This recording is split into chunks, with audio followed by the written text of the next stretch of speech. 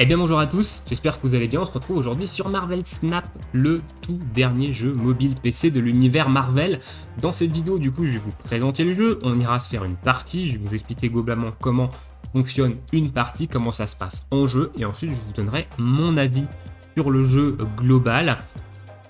Et voilà, je vous mettrai des timecodes dans la description, je vous mettrai également des vidéos de Jeez Was Here qui, pour les débutants, voilà, qui vous explique un petit peu des decks débutants, qu'est-ce qui est intéressant à jouer quand vous commencez le jeu par rapport aux cartes que vous allez avoir, et peut-être une autre vidéo qui vous explique un petit peu plus en détail le jeu et ses rouages. Donc c'est partie présentation de Marvel Snap. Qu'est-ce que c'est? C'est un jeu de cartes. Voilà, c'est un jeu de cartes un peu à la manière d'Hearthstone, un petit peu à la manière de Runeterra également, le jeu de cartes de Riot, ou d'autres cartes de type Magic, ce que vous pouvez régulièrement trouver simplement sur le store. Mais vous allez le voir quand on va faire une partie, les parties ne se déroulent pas globalement comme les autres jeux de cartes qu'on peut trouver sur le store. Donc Marvel Snap, qu'est-ce que ça va être le but en fait de ce jeu de cartes? Ça va être de jouer des parties, de gagner des parties ou de perdre, peu importe, pour monter des cartes, donc pour évoluer en fait la rareté de vos cartes, à savoir que augmenter la rareté d'une carte ne change pas son coût, pas sa puissance, pas son effet, elle change juste l'aspect visuel de la carte. Voilà, juste l'aspect visuel de la carte, soit dit en passant, les cartes ont de très très beaux visuels qui sont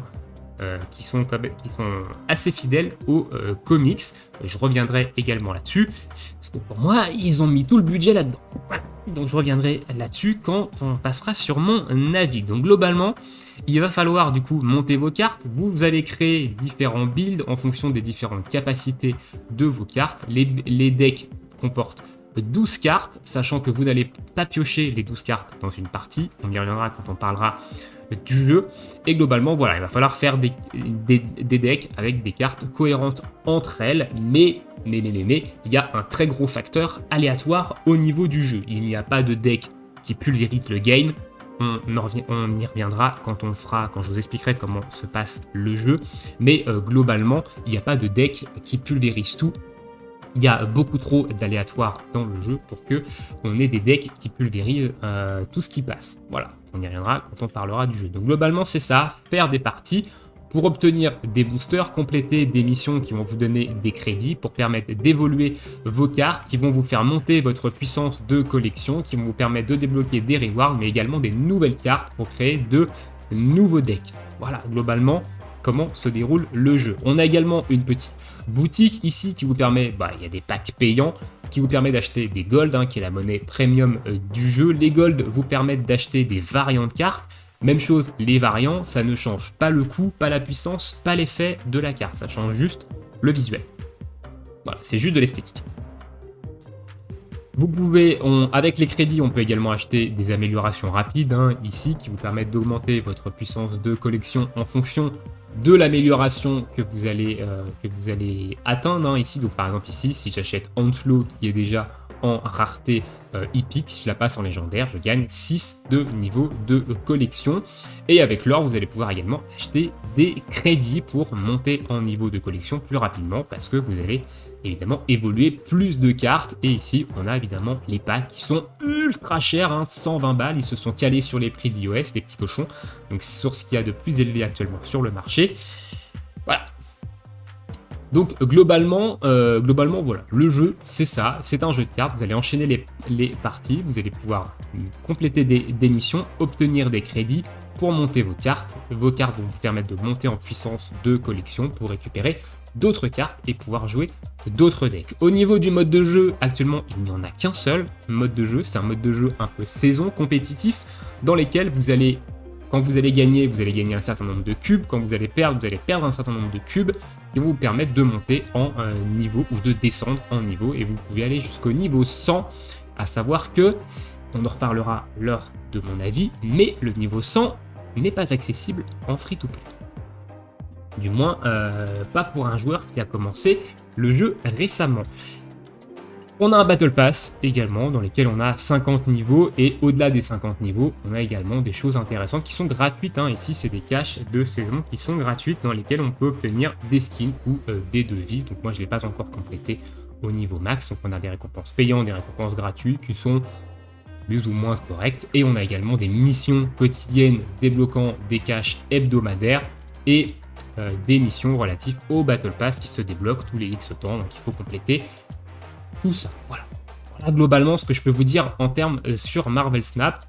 C'est plutôt rapide. On va aller se faire une petite game. Je vais vous expliquer un petit peu comment le jeu fonctionne au niveau des parties. Alors le matchmaking est quand même plutôt rapide. Voilà. Donc on arrive sur l'écran de jeu de Marvel Snap. Donc, il y a 3 bases au centre. Vous avez un contour ici de 6. Un niveau d'énergie ici.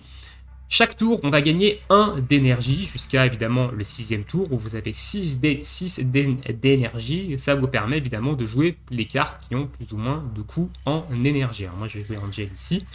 Au milieu, vous avez 3 bases. Au premier tour, on a la base de gauche qui dévoile son effet. Au deuxième tour, la base du milieu qui dévoile son effet. Et au troisième tour, la base de droite qui dévoile son effet. Quand je parlais d'aléatoire dans les parties, il y a deux catégories d'aléatoire dans les parties. Donc déjà, vous allez avoir les effets au centre, qui sont pas du tout les mêmes effets en fonction des parties. Ici, par exemple, quand je joue une carte ici, ça la détruit. Voilà. Donc, il y a des decks qui vont être avantagés par ce genre d'effet, parce que c'est des decks sur la destruction de cartes. Le mien, par exemple, est un deck sur la destruction de cartes, donc cette case-là va avantager ma mécanique de deck, mais il y a des decks qui vont pas du tout être avantagés par ça, et du coup le joueur ne va pas jouer tout simplement ici, voilà, parce que il ne va pas pouvoir jouer ici. Et ensuite de ça, donc il y a cette première couche d'aléatoire qui est tout simplement les effets des bases au centre, qui vont pas être les mêmes en fonction des parties, donc qui vont plus ou moins vous avantager en fonction du type de deck que vous voulez. Et la deuxième couche d'aléatoire, c'est la pioche.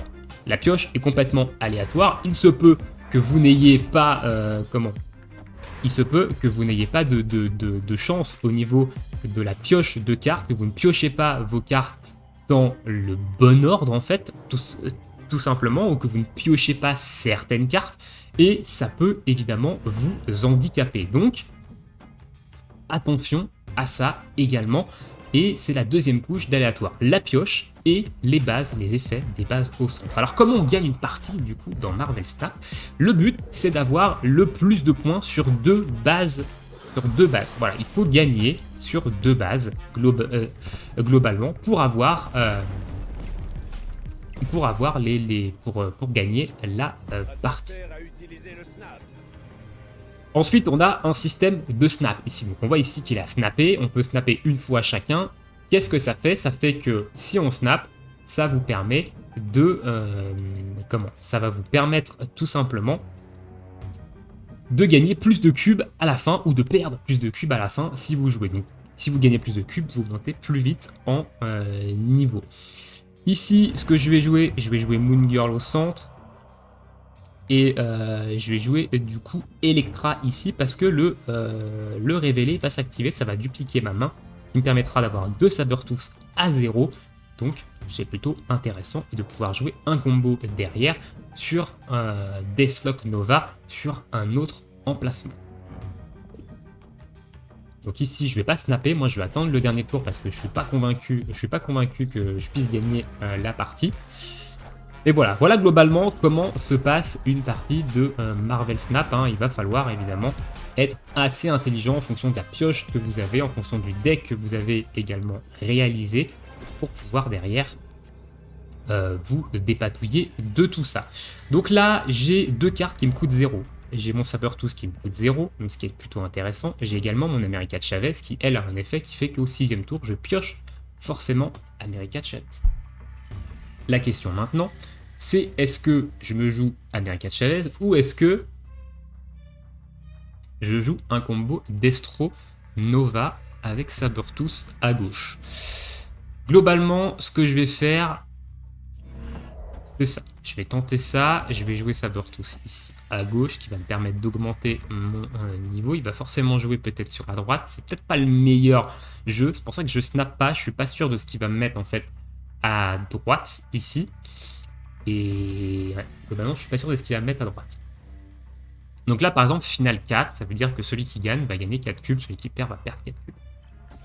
Ok, qui joue. Donc moi, je vais jouer Nova. Voilà, tac, tac. Je détruis ça. Donc Nova, je détruis mes 2 Nova, donc je vais gagner 2 de puissance sur chacune de mes cartes. Voilà, je joue mes 2 Sabertooth ici. Il a joué Blue Marvel. Il lui fait +1 à chacune de ses cartes. Et ici, il a joué Electra. Globalement, j'ai gagné. Voilà, j'ai gagné. J'avais les 2 bases avec le plus de points. Et en face, il a tout simplement perdu. On va lui mettre un petit hop, truc. Voilà. Donc là, j'aurais pu snap et gagner 8 cubes. Ici, je suis passé 35. Et à la fin de chaque partie, on gagne également des boosters sur une carte aléatoire de votre deck qui vous permet évidemment de les évoluer. Ici, j'ai pas les crédits pour évoluer Mister Sinister, mais j'ai gagné des boosters. Voilà globalement comment se déroule une partie de Marvel Snap. Donc, rappel, 3 bases au centre avec des effets aléatoires. Chaque au tour 1, 2 et 3, les effets des bases se révèlent les unes après les autres. Et au niveau de... il faut gagner sur l'une des 2 bases. S'il y a égalité sur une base, c'est le joueur qui a le plus de points au global sur les 3 bases réunies qui va gagner. Voilà. 2 couches d'aléatoire. La pioche, qui ne peut ne pas vous avantager en fonction de l'ordre dans lequel vous allez tirer vos cartes, ou tout simplement des cartes que vous allez tirer, qui peut ne pas vous avantager. Et deuxième couche d'aléatoire, les bases au centre qui ont des effets différents, qui ont chacun d'eux des effets différents, qui peut vous avantager ou qui peut également vous désavantager en fonction du type de deck que vous allez jouer. Donc globalement, comme j'ai dit, il n'y a pas de deck qui pulvérise tout, parce qu'il y a trop d'aléatoires au niveau du jeu, pour que on puisse avoir des decks qui gagnent tout. Vous pouvez avoir un deck beaucoup plus optimisé en termes de cartes que votre adversaire, mais les bases vont vous désavantager, la pioche va vous désavantager, et votre adversaire en face va arriver à lire un petit peu ce que vous allez jouer, va être avantagé par les bases et va globalement gagner. Donc voilà, au niveau de mon avis global sur Marvel Snap. Alors, je trouve que c'est un bon jeu toilette. Alors qu'est-ce que j'appelle un jeu toilette? C'est un jeu sur lequel on va jouer quelques minutes par jour. Voilà, les parties sont quand même relativement rapides, elles se font vite fait.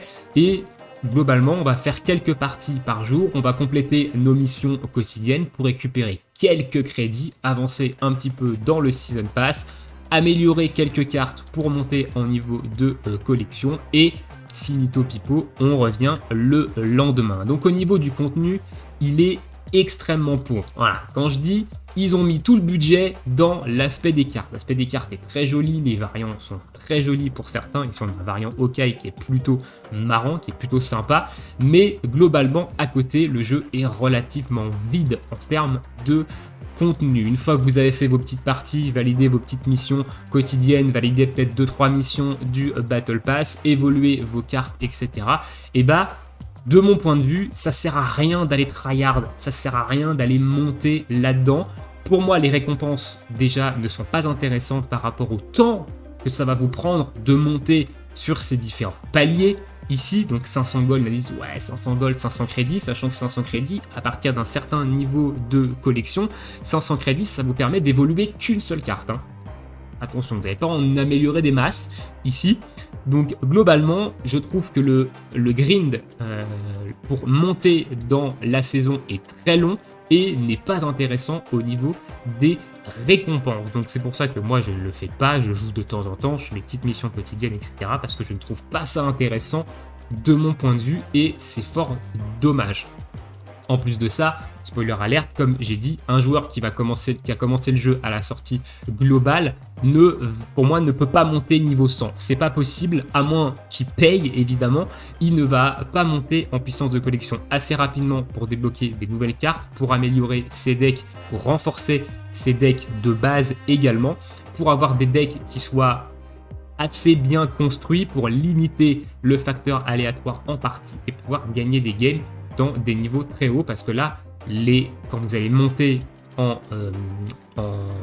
ligue de classement, vous allez tomber sur des joueurs qui jouent peut-être depuis les accès anticipés, donc depuis les accès anticipés Chine, des joueurs avec des collections de plus de 2000 collections, qui ont beaucoup de cartes, qui ont des decks, certains decks qui sont très optimisés avec toutes les cartes qu'il faut, etc. Donc ça, si vous n'avez pas les bases, donc toute la RNG de votre côté, ça va être très compliqué pour vous de gagner. Donc pour moi, ça n'a aucun intérêt. Je ne vois pas l'intérêt de monter en fait dans ce classement. C'est trop long, les récompenses ne sont pas intéressantes du tout. Voilà. Globalement, niveau puissance de collection, on monte également très lentement. Les crédits, quand on est free-to-play, on en a un petit peu chaque jour, donc on avance un petit peu chaque jour, mais on va pas avoir une avancée fulgurante. Le débloquer des cartes à partir d'un certain niveau de collection, c'est des cartes mystères, donc c'est des cartes aléatoires. Vous n'allez pas forcément tomber sur les cartes que vous attendez pour améliorer vos decks. Ça peut vous prendre beaucoup de temps. Donc globalement, voilà. Est-ce que le jeu est free-to-play friendly ? Oui et non. Oui et non, parce que vous pouvez jouer gratuitement, vous pouvez exécuter toutes les missions du Battle Pass de manière free-to-play, vous pouvez exécuter les missions quotidiennes de manière free-to-play, vous pouvez débloquer toutes les cartes de manière free-to-play également, mais pour monter en saison, pour monter dans les ligues de saison, il va vous falloir évidemment une certaine puissance au niveau de la collection, parce qu'il va falloir certaines cartes pour optimiser certains decks, vous permettant de réduire le niveau d'aléatoire des parties et vous donner plus de chances de gagner. Donc globalement, c'est pas du free-to-play friendly 100%, c'est pas du pay-to-win non plus, parce que vous n'allez pas être obligé, il n'y a aucune carte qui est derrière un paywall par exemple, mais je vais appeler ça du pay-to-fast. Alors certains disent que le pay-to-fast c'est du pay-to-win, etc. Pour moi, actuellement, un joueur qui commence aujourd'hui, il va mettre un petit peu de temps. S'il veut monter, s'il veut tryhard, monter évidemment ici dans le monter niveau 100, et il va falloir qu'il tryhard, et pour moi il va falloir qu'il dépense de l'argent pour monter sa puissance de collection beaucoup plus rapidement, débloquer beaucoup plus de cartes et se donner beaucoup plus de chances. Donc c'est pas vraiment du pay to win, mais on s'en rapproche quand même si toutes les cartes sont débloquables en free to play. Je trouve que c'est un petit peu le cul entre deux chaises. Et au niveau du contenu, pour moi, c'est extrêmement pauvre. On ne peut pas jouer avec des amis. Il n'y a pas de liste d'amis, encore une fois. Pour moi, c'est une bêta. Voilà. Pour moi, c'est une bêta de jeu et j'attends évidemment de voir ce qu'ils vont développer, ce qu'ils vont développer autour du jeu comme espèce de mode de jeu. On nous avait parlé également d'une campagne PvE. Pour l'instant, elle n'est toujours pas là. On ne sait pas si elle va voir le jour ou pas un jour. Mais voilà, globalement, c'est plutôt pauvre en contenu. On a certains événements, mais c'est pareil. Les événements, c'est pas très lisible, hein. Ici, il faut aller là-dedans, il faut aller dans Lire Plus, et encore, c'est sur PC, on n'a pas accès aux événements, il faut être sur mobile. Donc voilà, c'est pas très lisible au niveau des événements. Certaines cartes ont des mauvaises traductions, également en français, hein, donc vous pouvez croire qu'elle fait un effet, en fait elle fait un autre. Donc attention également à ça. Donc globalement, le jeu, voilà, bon jeu toilette. Le cul entre deux chaises entre free-to-play, pay-to-win, une progression qui est relativement lente en free-to-play, on en fait très vite le tour également quotidiennement. Donc si vous cherchez un petit jeu comme ça qui est pour jouer sur vos toilettes ou pour jouer dans les transports, etc., Marvel Snap, c'est un très bon jeu pour ça. Maintenant, si vous cherchez un jeu de cartes à tryhard, je vois pas l'intérêt de tryhard aujourd'hui. Marvel Snap, les récompenses sont pas intéressantes au niveau du level up de saison. Ça reste un plus évidemment, mais compte tenu du temps d'investissement qu'il va falloir pour monter, je trouve pas ça très très intéressant. Donc voilà, dites-moi dans l'espace commentaire si vous avez testé le jeu, si vous êtes d'accord ou pas d'accord avec des choses que j'ai dit. Évidemment, m'agressez pas, on a chacun notre avis sur le jeu. À savoir que j'ai mis 0€. Hein. Ici, les lores que j'ai, c'est des lores qui nous ont été donnés gratuitement. Hein. J'ai pas mis d'argent dans Marvel Snap. Donc, voilà. Je vais vous laisser ici pour cette petite vidéo sur Marvel Snap. Dites-moi tout ça dans l'espace commentaire. Je vous souhaite tous une très bonne journée, très bonne soirée, bon jeu et à bientôt pour la prochaine vidéo. Ciao, ciao tout le monde.